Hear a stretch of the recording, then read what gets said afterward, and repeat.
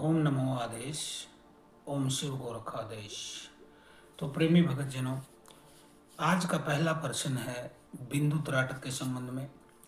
और यह प्रश्न पूछा है राहुल अग्निहोत्री जी ने।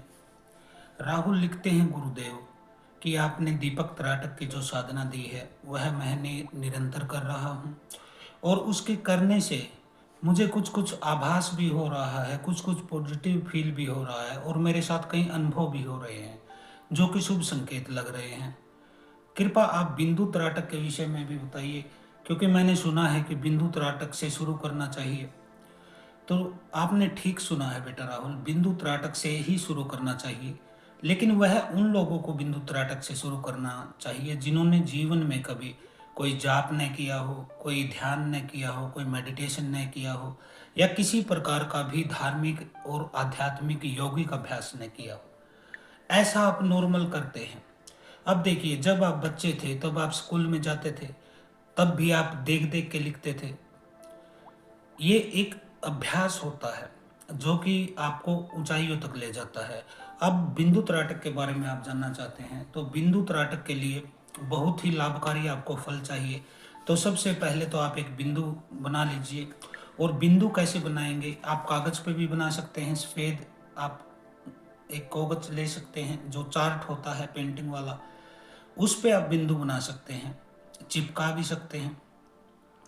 तो इस तरह से आप बिंदु त्राटक कर सकते हैं। मैं किस तरह से बिंदु त्राटक करता था मैं आपको दिखा देता हूँ। मैंने दीवार पर ही बना रखा है बिंदु। ये देखिए, ये बिंदु है, इसको बना रखा है। और ये मैंने जो स्त्रियां बिंदी लगाती हैं, माथे पर बिंदी लगाती है, वह बिंदी मैं लेके आया था, वह मैंने काली दीवार पर चिपका रखा है। अब इसका ध्यान करता हूँ मैं, इस पर त्राटक करता हूँ। तो यह बिल्कुल आपकी आंखों की सीध में होना चाहिए बिंदु भी। बिल्कुल आपको न तो ऊपर की तरफ देखना पड़े न नीचे की तरफ, बिल्कुल आपकी आंखों के सामने होना चाहिए। जैसे कि ये है, जब मैं बैठता हूँ यहाँ तो बिल्कुल मेरी आंखों के सामने जाता है। न तो ऐसे झुकाना पड़े आपको मुंह, न आपको उठाना पड़े। इसमें अनुभव क्या क्या होते हैं वह मैं आपको बता देता हूँ। देखिए, स्टार्टिंग में पहले एक दो तीन दिन तक तो आपको कुछ खास आभास नहीं होगा। आपको स्टार्टिंग में बिंदु हिलता हुआ दिखाई देगा, या फिर दो बिंदु दिखाई देंगे, यानी कि एक ये है, एक और डबल दिखाई देने लग जाएगा आपको पहले 3 से 5 दिन के भीतर। तो उसका क्या संदेश होता है? उसका एक संकेत होता है कि जब आपको दो बिंदु दिखाई दे तो इसका सीधा सा मतलब है कि आपका ध्यान ठीक से जमा नहीं है, आपका मन भटक रहा है, बहुत ज़्यादा भटक रहा है। जब आप पूर्ण रूप से बिंदु पर त्राटक कर देंगे, पूर्ण रूप से ध्यान को एकाग्रचित कर देंगे, तब आपको खाली एक ही बिंदु दिखेगा। यदि दो दिखे तो इसको ये मत समझना कि आपकी उपलब्धि है, बल्कि आप में गिरावट है। दो नहीं दिखने चाहिए, न यह हिलता हुआ दिखना चाहिए। जब भी हिलेगा तब भी आप समझ लेना कि आपका ध्यान डगमगा रहा है, भटक रहा है। बिंदु बिल्कुल एक दिखना चाहिए। स्टार्टिंग में आपको इसके चारों तरफ एक प्रकाश दिखाई देगा। सफ़ेद कलर का भी हो सकता है, पीले कलर का भी हो सकता है, लाल कलर का भी हो सकता है। अधिकतर शुरू में यही दिखाई देता है। और ये कलर क्यों दिखाई देता है यह भी मैं बता देता हूँ। हमारे शरीर में जो चक्र हैं, जैसे मूलाधार चक्र है, उसके बाद नाभि चक्र है, स्वादिष्टान चक्र है और हृदय चक्र है, सभी चक्रों का एक निश्चित रंग होता है। जैसे लाल है, पीला है, नीला है, नारंगी है, हरा है। इस तरह से सबके अलग अलग कलर हैं। जिस चक्कर पे आपका ध्यान, यानी कि आपकी ऊर्जा, यानी कि आपकी कुंडलिनी, यानी कि आपकी जीवन ऊर्जा, प्राण ऊर्जा, जिस चक्कर पर पहुंच जाएगी आपके ध्यान की वजह से, क्योंकि आप जब किसी भी एक चीज पर एकाग्र करेंगे अपने मन को, आंखों से देखकर बिंदु पर, तब आपकी शक्ति ऊपर की तरफ उठती है। मान लीजिए वह मूलाधार चक्कर पे आई है, तो आपको बिंदु के चारों तरफ एक लाल रंग दिखाई देगा। उससे थोड़ा बढ़ेंगे पीला रंग दिखाई देगा, उससे बढ़ेंगे तो हरा रंग दिखाई। वैसे हरा बहुत कम लोगों को दिखाई देता है, बहुत कम, 100 में से कोई एक दो साधक होगा जिसको हरा रंग दिखाई देगा। बाकी सब नॉर्मल शरीर वाले होते हैं, कम शक्ति वाले होते हैं, कम ओरा वाले होते हैं, उनको हरा रंग दिखाई नहीं देता है। उनको लाल दिखाई देगा, पीला दिखाई देगा, नीला दिखाई देगा, काला दिखाई देगा, बैंगनी दिखाई देगा, लेकिन ग्रीन नहीं दिखाई देगा। एक ग्रीन और एक गोल्डन, ये दो कलर ऐसे हैं जो कि एक सिद्ध साधक को ही दिखाई देते हैं। यदि आपके भीतर ऊर्जा है तो आपको हरा दिखाई दे सकता है और सुनहरा भी दिखाई दे सकता है, सोने का रंग। तो यह होता है, जैसे जैसे आप अभ्यास बढ़ाते जाएंगे, 2 दिन, 4 दिन, 10 दिन, 15 दिन, उसी तरह से इसके जो चारों तरफ एक प्रकाश बन जाएगा, वह प्रकाश चमकेगा और बिंदु गुम हो जाएगा। फिर आपको बिंदु नहीं दिखाई देगा, आपको खाली उसके चारों तरफ एक गोल चमकीला कलर दिखाई देगा, एक प्रकाश दिखाई देगा। यह साधना की उपलब्धि है आपके लिए। लाल के बाद पीला, फिर हरा, नीला, जैसे ही आपको बैंगनी कलर दिखना शुरू हो जाता है तो आप समझ लीजिए कि आपकी ऊर्जा उठ के माथे पर आ गई है। अगर नीला रंग दिखाई दे तो समझ लीजिए कंठ तक आपने अपनी प्राण ऊर्जा को उठा लिया है। तो आप कीजिए बिंदु त्राटक। बिंदु त्राटक बेस्ट त्राटक है, 41 दिन में सिद्ध हो जाता है। 41 दिन के बाद आप बिंदु के बाद फिर आप दर्पण त्राटक करिए, उसके बाद करिए फिर आप दीपक त्राटक। आप एक सिद्ध एक साधक की बनने की दिशा में आगे बढ़ जाएंगे। अगला प्रश्न है नाम जप। सुधा मिश्रा जी ने पूछा है, गुरुजी नाम जप के विषय में थोड़ा बता दीजिए, नाम जप का क्या महत्व है। कुछ लोग मंत्र जपते हैं, कुछ लोग सीधा नाम ही जपते हैं देवता का। तो बेटा सुधा, हमारे शरीर 4 शरीर होते हैं हमारे।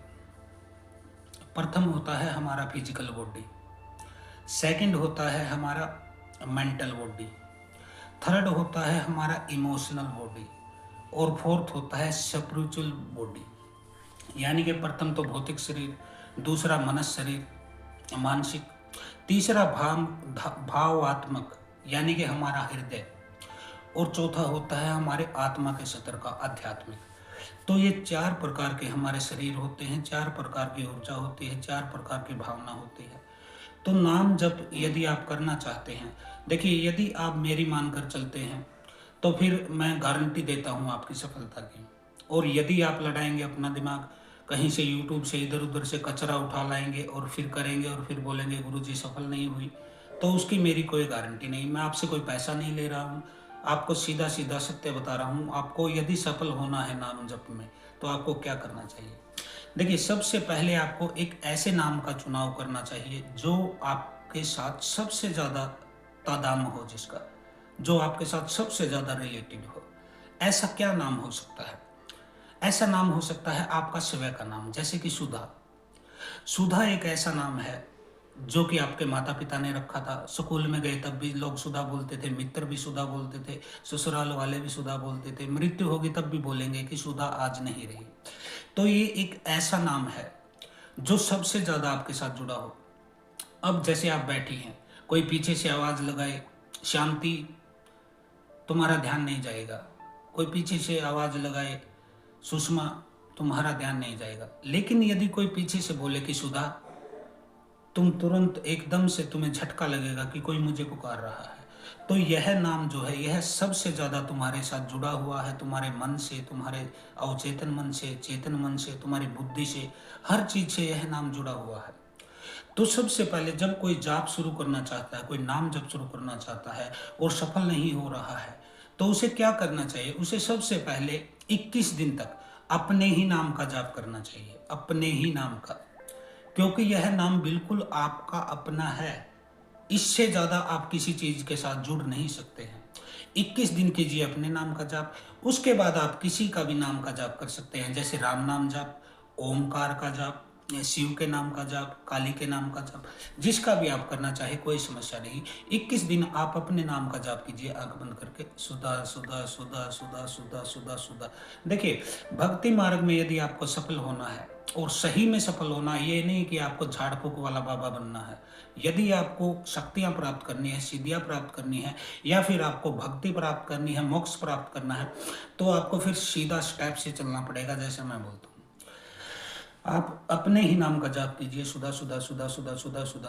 क्योंकि मेरा जो सोचना है, मेरा जो मानना है, मेरा जो मार्ग है, वह एक ही बात कहता है, पहले स्वयं को जानिए, उसके बाद फिर किसी और चीज़ को जानने की कोशिश कीजिए।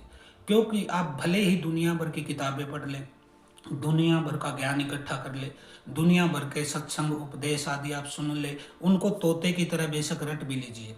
कई लोग मैंने देखा है कि वह चालीसे, शतरोत, पाठ, गीता, रामायण, चालीसे ये तोते की तरह रट लेते हैं, इतनी स्पीड से वो बोल लेते हैं, सब कुछ कर लेते हैं, लेकिन अनुभव उन्हें कुछ होता नहीं है। उसका मतलब क्या है? उन्होंने खाली शब्द को पकड़ लिया है, उन्हें अनुभव नहीं है, शक्ति का कोई अनुभव नहीं, खाली शब्द रटना सीख लिया। अब एक तोते को हम राम राम रटना सिखा देंगे, वह सुबह शाम राम राम बोलेगा, तो क्या वह शक्ति को प्राप्त कर लेगा या मुक्त हो जाएगा? ऐसा कभी नहीं होगा, क्योंकि रटना अलग चीज होती है और भजना अलग चीज होती है। हमारे यहाँ कहते हैं राम नाम भज।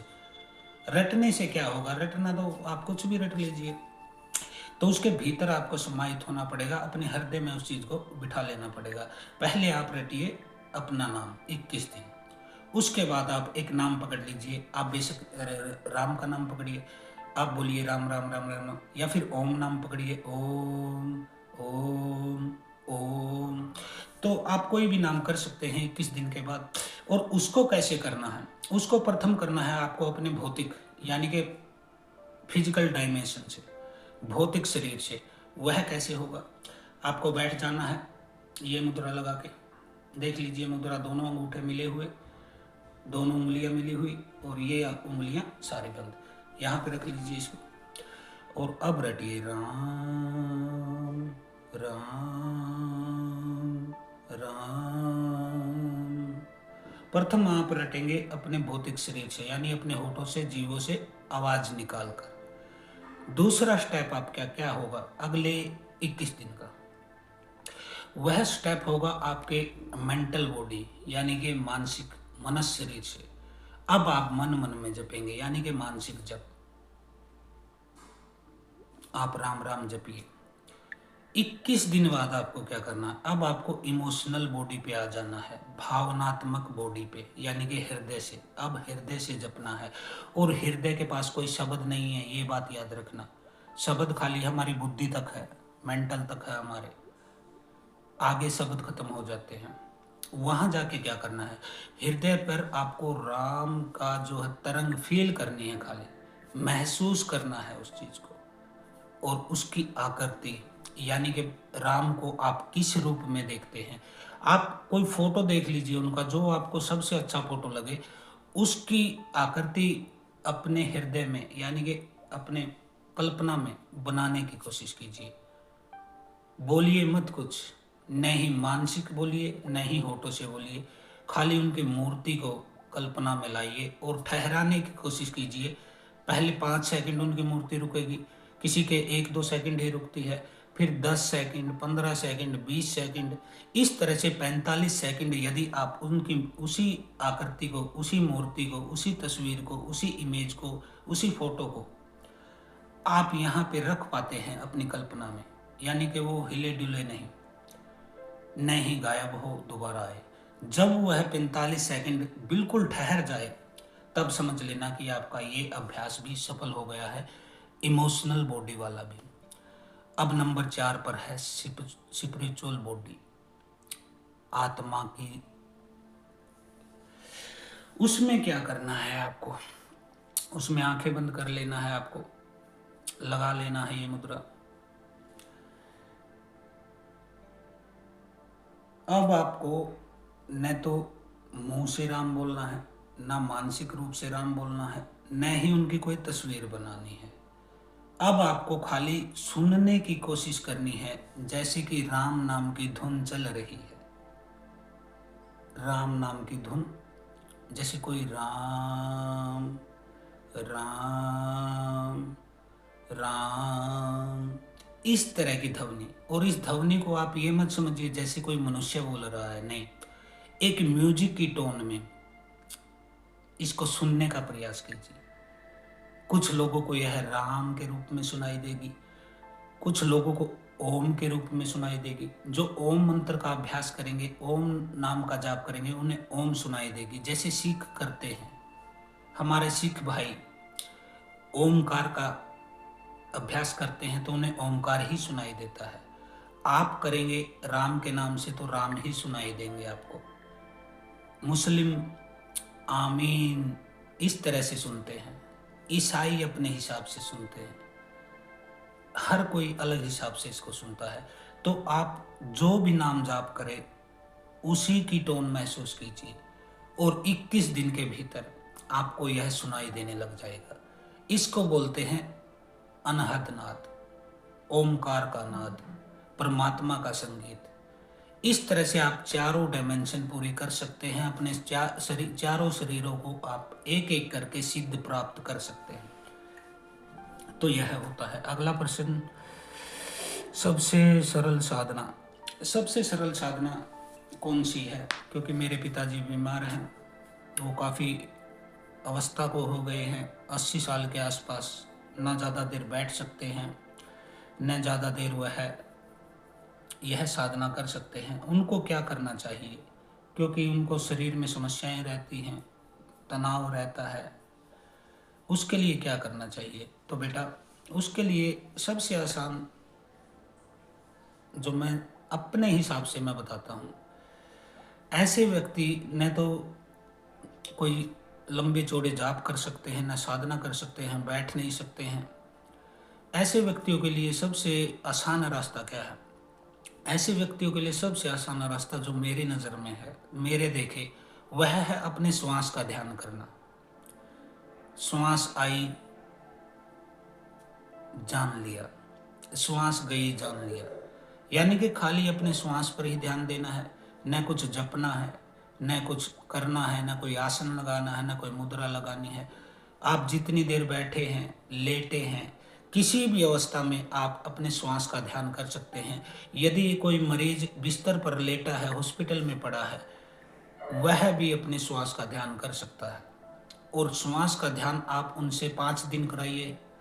पहले 5 दिन उनसे श्वास का ध्यान कराइए और 5वें दिन मुझे बताइए। यदि उनको कोई आराम मिलता है, उनको अच्छा फील होता है, पॉजिटिव फील होता है, तो फिर इस अभ्यास को आप बढ़ा दीजिए। इससे सरल कोई विधि नहीं है। इसके अलावा नाद और ध्यान साधना तो देखिए, ये तो उनके अब उम्र है नहीं, क्योंकि इनके लिए तो कम उम्र से ही आप साधना शुरू करते हैं, तभी आपका नाद स्टार्ट होता है। नाद भी सबसे सरल साधना है मेरे देखे तो, इससे सरल कोई साधना ही नहीं। इसमें करना क्या है? न तो इसमें माथे का ध्यान करना, न कोई जाप करना, न श्वास का ध्यान करना कि आई के गई।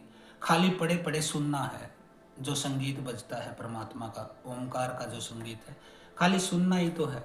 यानी कि कुछ नहीं करना है और भक्ति को प्राप्त किया जा सकता है। लेकिन नाद के लिए अब उनकी अवस्था नहीं है कि वो यौगिक क्रियाएं करेंगे और हृदय चक्र को जागृत कर पाएंगे। तो यह हो गया। अगला प्रश्न मैं देख लेता हूँ। अगला प्रश्न है त्राटक से संबंधित। इसमें पूछा गया है कि त्राटक करते समय सर में दर्द होता है, दूसरे व्यक्ति ने कहा है कि आंख में दर्द होता है, एक महाशय कह रहे हैं कि नींद आ जाती है, एक कहता है माथे पर खिंचाव होता है। तो त्राटक से संबंधित ये 7 सवाल हैं, इनका एक एक करके जवाब मैं दे देता हूँ। देखिए, यदि आपके सर में दर्द रहता है तो इसका सीधा सीधा कारण क्या है? इसका सीधा सीधा कारण आपकी मूर्खता है। इसका मतलब ये है कि आप बहुत ज़्यादा जोर डाल रहे हैं देखने में, आंखों पर जोर डाल रहे हैं दीपक को देखने में। और जोर क्यों डाल रहे हैं? अपने लालचवश। आप चाहते हैं जो साधना 21 दिन की है मैं उसे 11 दिन में पूरा कर लूं। यानी कि आप शरीर के साथ जबरदस्ती कर रहे हैं, और जितना शरीर के साथ जबरदस्ती करेंगे उतना ही आप असफलता की तरफ जाएंगे। क्योंकि भक्ति ही एक ऐसा मार्ग है जिसमें अपने शरीर को कष्ट नहीं देना होता है। जो शरीर को कष्ट देगा वो कभी भक्ति कर नहीं सकता है। तो यह बात नोट कर लीजिए। आप जबरदस्ती मत कीजिए। आंखों में दर्द क्यों होता है? आप जोर दे रहे हैं, या फिर जो मैंने समय बताया था कि पहले 7 दिन 5 मिनट, अगले 7 दिन 10 मिनट, अगले 7 दिन 15 मिनट तक अभ्यास को क्रम से, स्टेप से लेके जाना है। इसका मतलब यह है कि आप पहले दिन से ही अधिक समय करने लगे हैं, 10 मिनट, 15 मिनट, 20 मिनट, तो उसकी वजह से भी आंखों में पानी आना, आंखें लाल हो जाना, सुबह उठते हैं तो आंखों पे मतलब समस्याएं होना, खुजली होना। जबरदस्ती यदि करेंगे आप शरीर के साथ तो आप कुछ नहीं कर पाएंगे। बुद्ध ने कहा है कि एक भक्ति ही ऐसा मार्ग है जिसमें कुछ करना नहीं पड़ता है, बाकी हर काम में करना पड़ेगा आपको। रोटी खाएंगे तब भी करना पड़ेगा, रोटी कमाना पड़ेगा, तोड़ बनाना पड़ेगा, तोड़ के चबाना पड़ेगा। लेकिन एक भक्ति ऐसी चीज है जिसमें कुछ नहीं करना पड़ता है, सब कुछ छोड़ देना पड़ता है। तो यह हो गया आपका सर दर्द का और आंख दर्द का प्रश्न। अगला है नींद आना। एक अन्य सज्जन कह रहे हैं, गुरुजी त्राटक करता हूँ दीपक तो नींद आ जाती है। तो बेटा, त्राटक करते हुए भी यदि नींद आ जाए तो फिर आपसे गया गुजरा कोई है नहीं, क्योंकि आपको जगना है और जगने के लिए ही दीपक त्राटक दिया गया है, ताकि उसके प्रकाश में आप जागृत रहे। और आप दीपक को देखते देखते कैसे सो सकते हैं, यह तो मूर्खता का विषय है। बाकी जहाँ तक मेरा अनुभव है आपके साथ, हाँ, आप अंधेरा करके दीपक त्राटक कर रहे हैं, यानी कि अपने कमरे की लाइट बंद करके तब दीपक जला के अंधेरे में बैठ के दीपक त्राटक कर रहे हैं। एक बात मेरी नोट कर लीजिएगा जीवन में, चाहे आप तंत्र मार्ग में हैं, भक्ति मार्ग में हैं, ज्ञान मार्ग में हैं, योग मार्ग में हैं, किसी भी मार्ग में हैं, कभी भी त्राटक अंधेरे में नहीं होता है, जप अंधेरे में नहीं होता है, ध्यान मेडिटेशन अंधेरे में मत कीजिए। हमेशा इतना प्रकाश रखिए जैसा फिलहाल मेरे कमरे में है, इतना प्रकाश रखिए और तब आप उस क्रिया को कीजिए। अंधेरे में कोई भी काम करेंगे आप सफल नहीं होंगे, आपको नींद ही आएगी, आलस्य ही आएगी, और अंधेरे में नेगेटिव शक्तियाँ आपकी तरफ आकर्षित होती हैं। आपको उजाला रखना है कमरे में, लेकिन उजाला इतना तेज भी नहीं होना चाहिए कि आपकी आंखों पर दीपक से ज़्यादा प्रकाश पड़े। मीडियम स्तर का, न तो कम न ज़्यादा, वो मार्ग है ना मध्यम मार्ग, न तो ज़्यादा न कम, बीच वाला। अगला प्रश्न, माथे पर खिंचाव होना। तो यह प्रश्न 3-4 लोगों ने पूछा है कि गुरुजी जैसे जैसे त्राटक हमने करना शुरू किया है उस दिन से हम कर रहे हैं, हमारे माथे पर खिंचाव हो रहा है।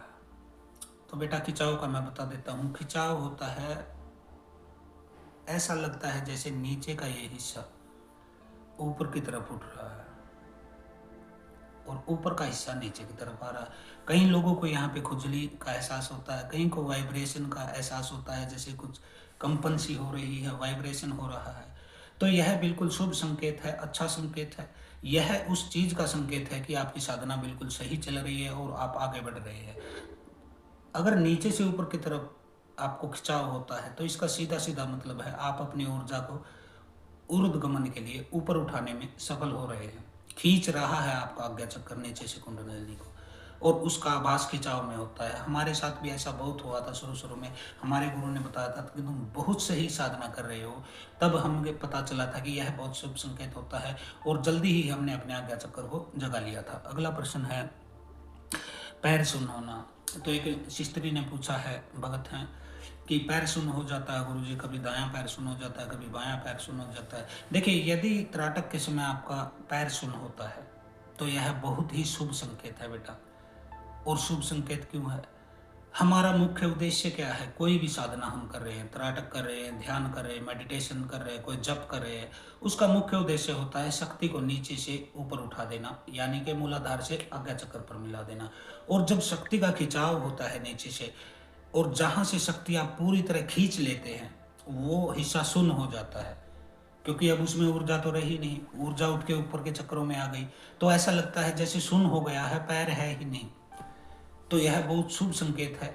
यह दो से में आता है संकेत। एक तो जब आप कभी साधना कर रहे हैं, कोई जाप कर रहे हैं, कोई त्राटक कर रहे हैं, मेडिटेशन कर रहे हैं, ध्यान कर रहे हैं, योग कर रहे हैं, तब होता है। दूसरा होता है व्यक्ति की मृत्यु के समय। जब किसी व्यक्ति की मृत्यु होती है तब भी ऐसा ही होता है, वह पैरों की तरफ से शून्य होता चला जाता है, यानी कि उसकी आत्मा उसके पैरों की तरफ से खिंचती चली जाती है और उसका वो हिस्सा शून्य होता चला जाता है, यानी कि खत्म होता चला जाता है। फिर चाहे वह उसके लिंग मार्ग से निकले आत्मा या फिर गुद्दा मार्ग से निकले, जैसे उसने कर्म किए हैं जीवन भर उसी मार्ग से तो निकलेगी वो। कई लोगों को आपने देखा है मृत्यु के समय पेशाब निकल जाता है, लैट्रिन निकल जाती है, उसका मतलब होता है कि उसकी ऊर्जा उन मार्गों से निकली है। जीवन भर जिस पर आसक्त रहते हैं आप, जिस कर्म में लगे रहते हैं, वहीं से आपकी ऊर्जा बाहर निकलती है, यानी कि आत्मा निकलती है, प्राण निकलता है, मृत्यु हो जाती है। अगर आपने थोड़े शुभ कर्म किए हैं तो थोड़ा सा ऊपर ऊर्जा आके निकलती है। कई लोगों को आपने देखा मृत्यु के समय मुंह खुला रह जाता है या टेढ़ा हो जाता है, इसका मतलब है यहाँ से निकला है। यदि आंखों से निकले, देखा होगा आपने, मृत शरीर जब मरता है उसकी आंखें खुली की खुली रह जाती है, फिर करते हैं ना फिल्मों में ऐसा, आंखें बंद कर देते हैं, उसका मतलब प्राण वहां से निकला है। और जो सिद्ध होते हैं, जो योगी होते हैं, जो साधना में साध लेते हैं, सेवक साधक हो जाते हैं, उनकी आत्मा सहस्त्रार से निकलती है और वो मुक्त हो जाते हैं, वो फिर दोबारा जन्म नहीं लेते। हमारा तो मानना है कि जितना नीचे से व्यक्ति की ऊर्जा आत्मा निकलती है, उसने जीवन में उतना ही नीच कर्म किया होता है। अगला प्रश्न बता देता हूँ, कमर और हाथों में वाइब्रेशन। गुरु जी, त्राटक करते समय कमर में वाइब्रेशन सा होता है जैसे कुछ चल रहा है, और हाथों में भी वाइब्रेशन होता है, तो इसका क्या संकेत? इसका भी सीधा सीधा संकेत है कि आपकी साधना बहुत अच्छी चल रही है। ऊर्जा जब ऊपर की तरफ उठती है तो वो कहाँ से ऊपर चढ़ती है? ऊपर चढ़ती है वो आपके सुषुम्ना नाड़ी से, यानी कि सूक्ष्म नाड़ी जो होती है आपकी, जो रीढ़ की हड्डी के भीतर से जाती है, उससे वह ऊर्जा जब ऊपर की चढ़ती है तो आपको महसूस होता है जैसे कुछ ऊपर की तरफ चढ़ रहा है या चल रहा है। कभी कभी लोगों को गर्म एहसास भी होता है, जैसे कुछ गर्म चीज यहाँ पर ऊपर की तरफ चढ़ रही है रीढ़ की हड्डी के आसपास के एरिया में, तो यह होता है। इसके अलावा एक चीज मैं अपनी तरफ से बता देता हूँ, यदि त्राटक के अभ्यास करते समय आपके कहीं पर दर्द होने लगे, या आप जाप करते हैं, मेडिटेशन करते हैं, उसके दौरान भी यदि आपकी रीढ़ की हड्डी में कहीं पर दर्द हो, जैसे दर्द हो जाता है ना साधना के दौरान, कई लोगों को सोने के समय भी तो हो जाता है, जैसे हम किसी दिन हाथ दब गया या तकिया गलत लग गया, गर्दन अकड़ जाती है, अटक जाती है, इस तरह का दर्द होता है। वो कमर में भी हो सकता है, गर्दन में भी हो सकता है। वह क्यों होता है? वह इसलिए होता है कि या तो वहाँ पे कोई ब्लॉकेज है, उस नाड़ी में, उस नली में ब्लॉकेज, जहाँ भी ब्लॉकेज होगी ऊर्जा उससे टकराएगी और ऊपर नहीं चढ़ पाएगी, तो वहाँ दर्द होगा।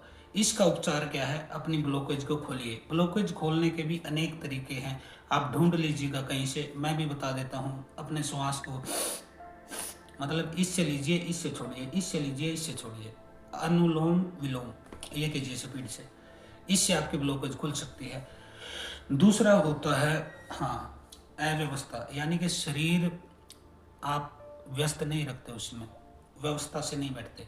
कई लोग होते हैं त्राटक साधना करे, ध्यान साधना करे, जप साधना करे, आपका रीढ़ बिल्कुल सीधा होना चाहिए, कंधे बिल्कुल आपके सीधे होने चाहिए। यदि आपने थोड़ा सा भी बैंड दिया है जाप करते समय, त्राटक करते समय, ध्यान करते समय, जहां भी आप बैंड देंगे वहां पर ऊर्जा आके उस नली में उलझ जाएगी, यानी कि ऊपर बढ़ने में उसको परेशानी होगी, क्योंकि सीधा मार्ग हो तो सीधी ऊर्जा हो जाएगी। यदि आपने मोड़ लिया है अपने रीढ़ को, कई लोग होते हैं ना ऐसे बैठ जाते हैं, तो ऐसा नहीं होना है, सीधा होना है। यदि आप कहीं से भी टेढ़े हो जाते हैं, या फिर गर्दन आपकी इस साइड ज़्यादा झुक जाती है, इस साइड ज़्यादा झुकी हुई होती है, उसी पार्ट में दर्द होगा आपको, क्योंकि ऊर्जा को वहाँ पे रुकावट सामने आएगी, और जहाँ रुकावट आएगी वहीं दर्द होगा आपको। तो यह कुछ प्रश्न थे, अब कोई प्रश्न नहीं। और सबसे ज़रूरी बात है, जोर मत डालिए शरीर पर। शरीर पर जितना दबाव बनाएंगे किसी भी साधना में, मैं ये नहीं कह रहा कि त्राटक साधना में, ध्यान साधना में, मेडिटेशन में, या फिर मंत्र जप में, नाम जप में, किसी भी साधना में शरीर पर जोर मत डालिए। मतलब जबरदस्ती मत कीजिए कि मैं ज़्यादा करूँगा या ज़्यादा कष्ट करूँगा तो जल्दी मिल जाएगा। जल्दी नहीं मिलता है, मिलेगा तभी जब उसका समय होगा, उसकी मर्जी होगी। आपके जल्दी में थोड़ा ना कुछ होता है। कभी गीदड़ की जल्दी में कभी बेर थोड़ा ना पकते हैं। आप स्वयं को गीदड़ ही समझिए उस परमात्मा के सामने, लेकिन आपकी जल्दी में बेर नहीं पकेगा। बेर कब पकेगा? जब ठीक वातावरण मिलेगा, ठीक मौसम होगा, ठीक जलवायु होगी, ठीक खाद पानी मिलेगा। मतलब ठीक, अब ज़्यादा खाद डालेंगे तब भी पेड़ जल जाएगा, कम डालेंगे तो पोषण नहीं मिलेगा, ज़्यादा टेम्परेचर उसके ऊपर पड़ेगा तो वो झुलस जाएगा, ज़्यादा बारिश होगी तो वो गल जाएगा। यानी कि ठीक ठीक मात्रा, जो बुद्ध ने कहा है, न तो अति करो न इग्नोर करो, बीच का मार्ग। शरीर पर जोर दिया, असफलता ही असफलता आपके मत्थे पड़ेगी, फिर आप बोलोगे कि गुरुजी मैं असफल हो गया। न तो जोर डालो शरीर पर और न ही लापरवाही करो, यानी कि जागते हुए, होश में, जागृत होकर इस साधना को आगे बढ़ाएं। मुझे आशा है कि इन बातों से आपको काफ़ी कुछ समझ में आएगा, क्योंकि मैंने इतनी कोशिश की है कि शुद्ध, सिंपल, सरल भाषा में आपको बताऊं। कोई ऐसे शब्दों का चयन न करूं जो कि आपकी समझ में ना आए। बिल्कुल आसान भाषा जो हम बोलते हैं, इसको 5 साल का बच्चा भी आसानी से समझ सकता है कि मैंने क्या बोला है। तो आज के लिए इतना ही। हर हर महादेव। ओम काली।